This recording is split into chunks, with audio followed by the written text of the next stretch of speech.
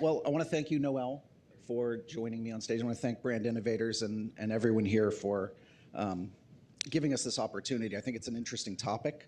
I did want to say for everyone, we ran the numbers last night, and the word AI has been said 5 times more than any other word from this stage over the first part of the week. So we should all give ourselves a round of applause.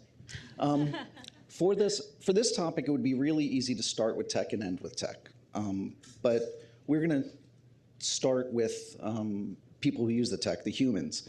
And I just want to ask you, my first question to you, Noelle, is the future still human? Yes, I do believe that the future is still very deeply human, Haydn. But first of all, before I answer this question, I just want to thank everyone for inviting me here. I feel very privileged to represent some of the most incredible women in the marketing and advertising industry, and I see a lot of them here today. So I'm just one of those women who are leading advertising and marketing. So thank you. But going back to your question, I do believe that it's still all about human-centric innovation. I think you've all heard it before. Technology should enhance human experiences, not replace them. But that said, we do need to acknowledge that technology is rapidly evolving and changing. And with that, the how we do things is changing, how we operate. So we are becoming smarter, we are becoming faster, we are becoming better. But the why is still very much deeply rooted in us being human. So I think we still want that connectivity, we still want that creativity, and we all still crave for that convenience through the technology that we have. So as technology evolves, I think as brand and marketers, what we really need to think about is how do we get people to adopt? And to be able to adopt, we need to ensure that we have that emotional utility aspect of our product. So at Samsung, we've been creating products that are important to human lives. Like, we want to make sure that it makes people better. And so for us, that is pretty much the crux of it. So technology is not something that we should shy away from, but really to enhance our human experiences in order for our consumers and our customers to really trust and be confident with us. Sounds great. Great. So we're all safe for now. You and I talked a lot about luxury and aspiration. And this, we kind of get into the future state as we're seeing it. Right now, the trend towards of luxury and aspiration is really getting more and more unplugged, more unconnected, not scrolling. We see it in design, we see it in fashion, we see it in the rise of the dumb phones, Wise phone and Light phone that We're sales smartphones. better. Yeah. They're not. They're actually pretty smart. They just call them that because you can't play Angry Birds on them. So I guess the question is, we have estimates of people see about 5 to 10,000 marketing messages a day, and we've built an entire industry based on more data, more platforms, more touch points, more at bats, if you will. Sorry for the Yankees, but if our most valuable customers and what they're aspiring to gets unplugged, what do we do with all of the data? I mean, I will say, speaking from Verisk, and I know you and I discussed this, we are a data solution provider for brands. Our identity graph, our behavioral data, it helps brands know who's shopping for what and who to target. But from my perspective, when we find an unplugged target audience, and that's our most valuable people, we're going to have to double down and be smarter about the data to drive that relevance. What do you see that happening? Yeah, no, I think the trend of digital disconnection is a response to digital overload. I do believe that people are not rejecting technology, they're rejecting mindless technology. I mean, I tell my son all the time, and my daughter, like, too much iPad time, et cetera, because they see all of this information. But I do believe that I am not anti-tech, I'm anti-noise. I want all of this, communication and messaging to be very meaningful to them. So I think for brands and marketers, the challenge for us is how do we form that balance and become more mindful with our interaction with our consumers, right? And so I do believe that now it's even more important to make sure that we are reaching all of our audiences in moments that matter. I mean, we all try to be there in the right moment, but now we really need to be intentional in terms of where we show up. I think that's one. And I think number two is that now more than ever, from a product perspective, product positioning is going to be extremely important. We always ask ourselves, is our product helping people become better at what they do? Is it enhancing their experiences? And if we look at the answers, and if the answer is yes, then we're bringing them back into the fold. Because we know that we are becoming more grounded with the intention that we're creating experiences that are truly meaningful to them. So for me, this is an opportunity for brands actually to create messages that are more connected to their consumers. And yes, there will be a challenge. We will all be fighting against that critical moment. But I think for us, we really need to be more intentional and authentic, because our consumers will pretty much give us more confidence and trust us when we are authentic with our messages. I love that moment. I love the moments that matter and the intentionality of it, because that is, I think it's a very human, empathetic, and very interesting way to look at it. It's a foundation of what we do, the right message, the right person at the right time. But if you're looking to enhance that person's life and drive real value, that's what you need to make better for them, right? Right. Because if you come to think about it, I think once people actually see the value in your product, they're not going to walk away, right? They will walk away if there is no value. So for us, we are creating products that give value to consumers' lives. We want to empower people. It's not about replacing all of these areas that we have that we're able to enhance. It's really just making sure that we're making people's lives better. And at the end of the day, we're really proud of that, at Samsung. Interesting. Yeah, I mean, that's one of the things that it's really not either or, it's and plus. Yes. So I love that kind of additive incremental value you deliver. So speaking of empowering and speaking of value, there's been a lot of talk about agentic AI this week, and I think we exhausted the subject earlier this week. Obviously, enterprises were all piloting and using agentic AI to scale process, get some speed and scale. Maybe not everybody. I see the doubting Thomas. Not everybody, but we'd like to think we are. Process workflows, optimization. Users are using it as well. 7.5 million people per month use the OpenAI agentic to either book travel, plan my wedding, buy me a puppy, which you should always adopt. One of the trends we see coming up is taking that agentic use from users up a notch to the virtual twin idea, where you've trained an agent not just to perform a task for you in the short term, book me a ticket from Atlanta to Plano, but trained on your preferences, your history, your needs, your wants, your everything about you. You can have this autonomous virtual twin roaming digital ecospheres and environments, acting on your behalf, deciding, researching, transacting. And so that to me is that could be a really huge quantum leap forward in how we do and who we're talking to as marketers. What do you say to that? I think it's really interesting when you talk about impact of agentic AI, like future tense. But I really do believe that we need to talk about these developments now in the present tense, because what you're talking about now is happening right now. And so I think for brands and marketers, we do need to understand that agentic AI is changing how we do things. But for brands and products, what is important now is that we know the only way we are going to win is that we need to be able to design products that are trustworthy as well as visible. So I think one of the things that I've been following really is how to ensure that that our brands are being read by the machines, that we are legible when it comes to machine learning and reading. Because if it's not legible to machines, then it's not visible to humans. They won't find us.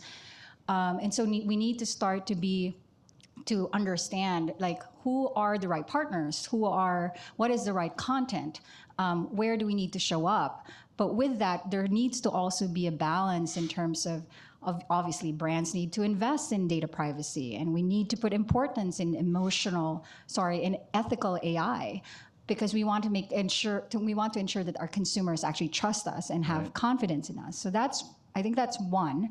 And so there's a lot of opportunities in terms of how we can now relook at marketing or advertising or media in general, because marketing is not about influencing anymore. It's about informing people. Now people just need to get the data. We are informing people. We're no longer using all of what we used to know to influence. It's to inform. I love that idea of inform, not influence. Obviously, not to say that you don't want to be influential, and I don't want to disparage the industry that's cropped up around influencers, but the reality is that, you and I talked about the kind of 4 stages that we know of digital innovation. And I'll say what you're saying about informing, not influencing, and being legible to the machines is so, who here hasn't thought about AEO in the last few months? And, it always fascinates me because one of the things, FAQs are hot on the street. They were really lame for a long time when you were building your brand.com, and now they're back because you need to have that answer engine optimization and generative engine optimization. So we talked about these stages, and I really thought it was interesting. I wanted to share it with you. The first stage of digital innovation that we saw when the internet became a household word was connecting people to information. And then when the social revolution happened, it became about connecting people to people in the digital ecosphere. Now we're kind of in this third stage where we're connecting people to machines, and that next stage will be connecting the machines to act on our behalf, both brands and individuals. And if that was a headline for the next stage, it'll be really interesting how we structure our information, how we do our information architecture and have our data on an enterprise level ready to be actionable when it's automated and scalable and moving faster than the speed of an intern. So the last thing about the digital twins, this is kind of interesting. So there's the virtual twin that's going to act on your behalf. In medicine and in healthcare right now, there's this trend, especially in R&D, where they're creating digital twins in a simulated environment so that they can study and research medicines on a molecular level, how it interplays on an actual digital twin simulation. So that is interesting from an R&D standpoint. It's going to think about the speed and scale that you can do pre-testing of a treatment. But it's coming to a primary care physician and an urgent care near you because you can have your digital twin, and if you have a condition that has multiple treatment options, the classic move would be start with one, process of elimination, you find the one that works, especially with medicines where there's multiple options for the doctor to prescribe or treatments.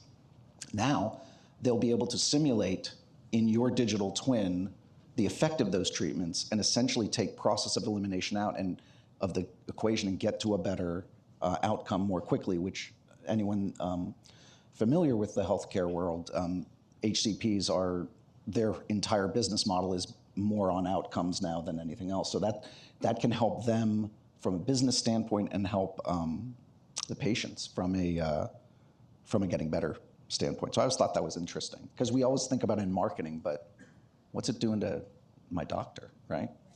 Again, it's going back to the how is changing. We're becoming better, but the why pretty much stays rooted to human meaning like health is going to be important. The balance and being and our well-being, is going to still be very important. They're all very much rooted to us being human beings. Right. But we do crave for that technology that would improve all of this, that would improve our health, would improve our well-being. So I think we're all going to the right direction.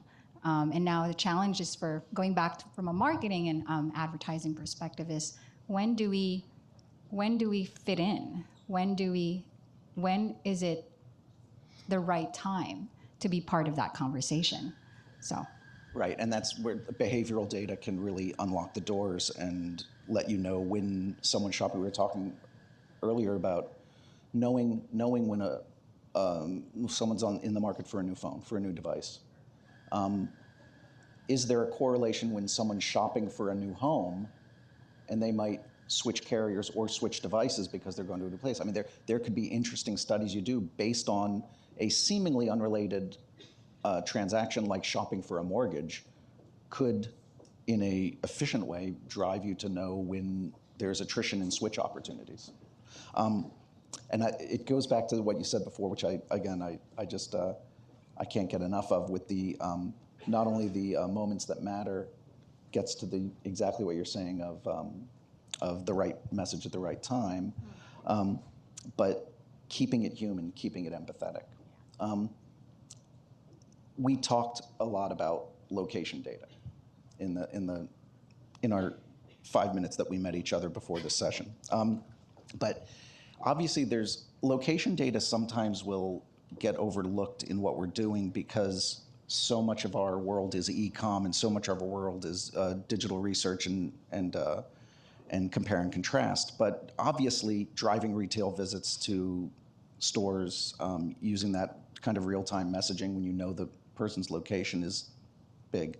One of the trends in digital innovations that we will see, and it will impact our industries and it will impact our customers and our clients and our vendors, is we're going to see a steeper and more massive investment in infrastructure in the kind of digital and the infrastructure of our roadways and our towns and our buildings for the autonomous vehicles sharing the street. We're going to have I think it's about 40 years where we're going to have essentially a mixed road of piloted vehicles and autonomous vehicles. And obviously that's going to hit logistics, shipping, distribution massively first, but eventually it'll get down to people. There's companies like Cubic, for instance. They're doing really innovative location data work, and they're actually, forget just the applications, they're building audiences with location data, and they're doing it to their credit in a very responsible, privacy-first way. So we talked about location data, and phones are obviously a conduit for that. They're the platform which feeds it. Where do you see it going, and what's important to you when it comes to that? Yeah. So I think location data is just one aspect of personalization, right? So for us, we've created products that have built-in AI systems. So we essentially want to be that AI agent that will have that relationship with our consumers. But at the end of the day, I think it still boils down to personalization. And I think where we're trying to get to as an industry is how do we do broad personalization, which sounds counterintuitive because you do want to have that one-on-one unique messaging with just one person. But I think with the data that you're talking about, we can now try to aim for maybe personalization at scale. And so how do we do that, again, meaningfully is the next challenge for all of the brands, that data companies are going to work with. So there's a ton of data. Sometimes we're swimming in all this data. Again, sometimes it may become noise. But I'm going to go back to what I was saying before is that, as long as we build the right and intentional messaging strategy, then we become part of that whole experience with our users. So I think that's what we need to just focus on. It's interesting because, AI has been in Samsung phones forever. We've invested on AI for decades, and so I think this is not new to us. And so we are very proud on the products that we're marketing right now. So this is something that we want to ensure that every single person can utilize and take advantage of, because we certainly have been the leaders of this space for a while. It's interesting when the world is playing catch up to the technology that's part of your DNA of your product. How tempting is it to tell them when they're going wrong and not protect your advantage? No. What are you seeing? Are you seeing any pitfalls that people could avoid that you would want to share without an NDA?